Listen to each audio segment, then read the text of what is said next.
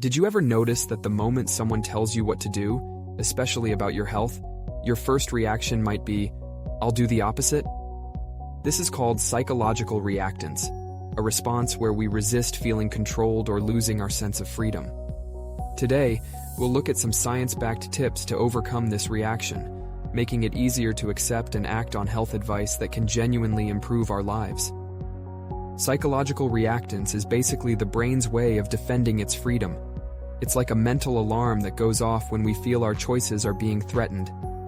Think about those "you must exercise" messages that make you feel like you're losing your choice to say no. The more pushy a message feels, the more likely we are to resist, even if the advice could be beneficial. So, why do we react this way? Research shows that feeling controlled triggers a motivation to regain freedom, often making us do the opposite of what's suggested.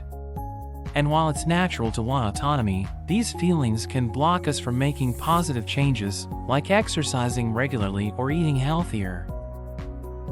Researchers have been working on ways to reduce this resistance and help people feel more open to beneficial advice. Here are 2 science-backed strategies. Preemptive scripts. This approach is like getting a heads up before hearing health advice. For example, imagine a message that starts by saying, "You've probably heard this before, and it's up to you to decide what's best." This type of intro acknowledges that we have a choice, giving our brain space to consider the advice without feeling trapped. Restoration. Postscripts. Instead of starting with autonomy reminders, a restoration postscript adds them at the end. So, after giving advice on exercise or diet, the message might wrap up with, "Remember, the choice is yours. Do what feels right for you." Ending on this note helps reinforce our freedom after we've processed the advice, which lowers the chance of that rebellious, "I'll do what I want" reaction. Both strategies have been tested with positive results. People who received messages with either a preemptive or postscript felt less threatened and were more open to considering the advice. Interestingly, preemptive messages, those that come before the advice, seem to work even better, likely because they prepare us to handle the message without feeling as defensive. So, how can we use this knowledge? Here's a quick guide.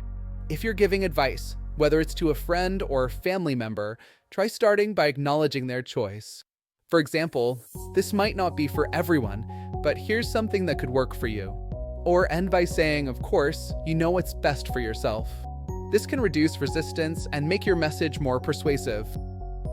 If you're receiving advice, next time you feel that instant, "Nope, not doing it" reaction, take a moment to remind yourself that you do have a choice. This small mental shift can help you evaluate advice more calmly and decide if it's beneficial without that knee-jerk rebellion. Psychological reactance is a fascinating part of how we think and behave, especially around health and personal choices. By understanding how we can make messages feel less controlling, whether we're giving or receiving advice, we can open the door to making positive changes without feeling pressured. So next time you hear health advice, remember, it's about taking control in a way that works for you, rather than feeling like someone else is holding the wheel. If you found this video helpful, make sure to like, subscribe, and hit the notification bell for more insights on the science of behavior, health, and how to make it all work for you. See you in the next video.